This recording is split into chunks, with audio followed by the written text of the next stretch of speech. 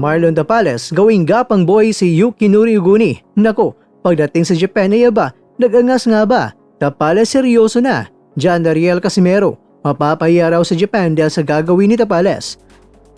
Sa bawat suntok may pangarap, sa bawat knockout may kwentong pinaghugutan. Mula sa mga probinsya hanggang sa world stage, hindi lang tayo nagbabalita, nagbibigay tayo ng boses ang hindi pa napapansin ng mundo. Samahan niyo akong busisiin ang bawat kwento at bawat sakripisyo ng mga mandirigmang mga Pilipino. Ito ang kwentong di pa nakwento. Pilipinas para sa mundo. Pilipinas para sa mundo.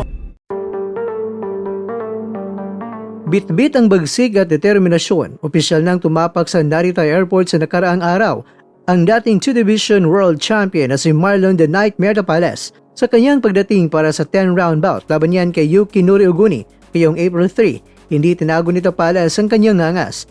Perfect condition na ako. Ang goal ko lang sa training ay talunin si Uguni. Sana man-knockout ko siya. Matapang napahiyag ni Tapales sa mga Japanese media at ayon sa mga kritiko, ang direktang pagbanggit ng knockout, hindi siya napunta sa Korakuen Hall para makipaglaro lang, kundi para mag-iwan na may nakandusay sa ibabaw ng lona.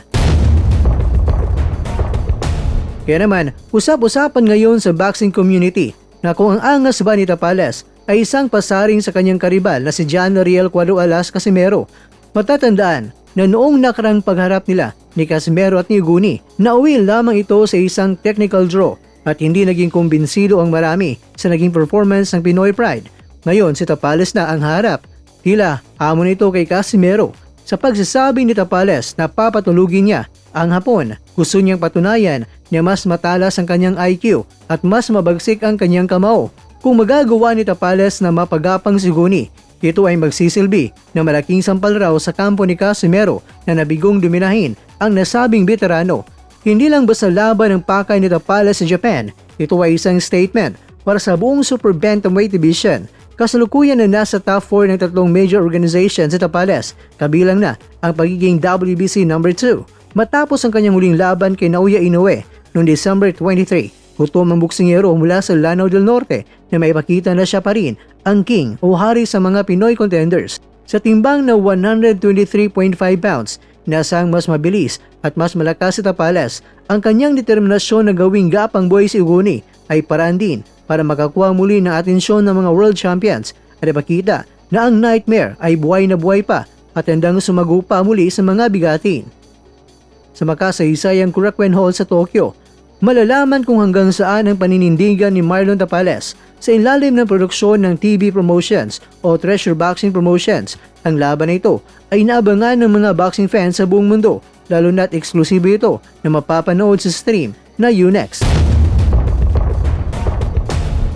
Mga kakwento, habang ang kampo ni Uguni ay umaasang makakabalik sa winning column, ang kampo naman ni Tapales ay kampanting uwi ng Pilipinas na may bit-bit ng panalo via stoppage. Sa uli, isa lang ang tanong ng mga fans, magagawa ba ni Tapales na mapapagapang ang Hapon na hindi nagawa ni Casimero noon? Ang kasagutan ay malapit na nating malalaman. Mga kakwento, April 3 na po yan. Kaya naman, good luck kabayan!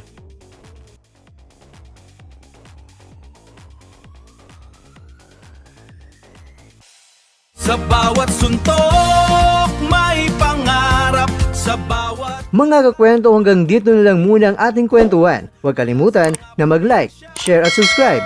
Ako po si Mr. Kwento. Ito ang mga kwentong maaring hindi pa nakwento sa inyo. Tayo ng boses ang hindi pa napapansin ng mundo. Samahan niyo akong busisiin ang bawat kwento at bawat sakripisyo ng mga mandirigmang mga Pilipino. Ito ang kwentong di pa nakwento. Pilipinas para sa mundo. Pilipinas para sa mundo.